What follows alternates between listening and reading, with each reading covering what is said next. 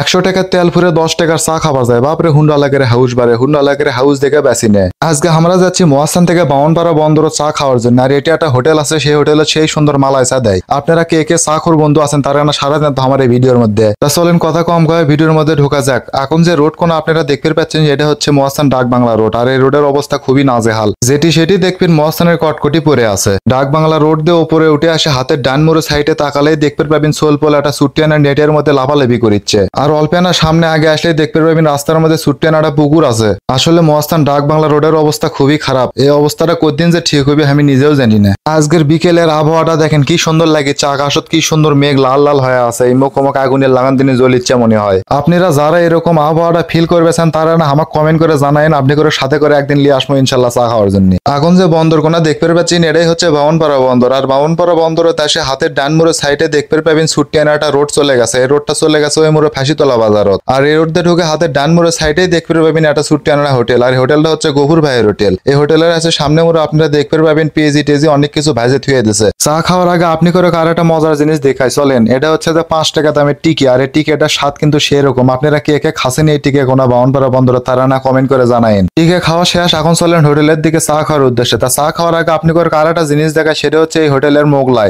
আর এরকম মোগলাই মনে হয় না আপনারা আশেপাশে 2-4 এলাকাত পাবেন। যদি বিশ্বাস নয় আপনারা আসে এটি খাইয়ে দেখতে পারেন। আমরা আজকে আর মোগলাই খাবো না, আমাকে পেট টেট ভরা। আমরা যাচ্ছি আসলে চা খাওয়ার জন্য। তা চলেন আপনি করে চা খাওয়ার ভিডিও কোনায় দেখায়। এখন হোটেলের ভিতর বসফের যায় ভাইক আমরা কোনো ভাই আমাকে জানি 3টে চা বানান। তা ভাই করছে তোমরা হোটেলত বসো, আমি 3টে চা তোমাকে জানি ফাইন করে বানাচ্ছি। তা আমার সাথে আজকে আসছিল ইমরান আর রিজু। আপনারা তো জানেনই অল টাইম এরা দুটো আমাকে সাথেই থাকে। আসলে হোটেল দেখে কেউ বুঝবে পারবেন লয় যে এটি এত সুন্দর সুন্দর খাবার পাওয়া যায়। আর খাবারের মানগুলো যে এত ভালো আপনারা এটা এসে না টেস্ট করলে বুঝতে পারবেন না। তা চলেন এখন না চা বানান দেখি আমরা। আর এখন যে চা বানাচ্ছে এটা হচ্ছে হোটেলের মালিক। আর হোটেলের এর কারিগর যায় আছে চা বানায় তাই মনে হয় নামাজ পড়বে গেছে। আর হোটেলের কারিগরের নাম হচ্ছে এনামুল। আর এনামুল ভাই কিন্তু সেই সুন্দর চা বানায়।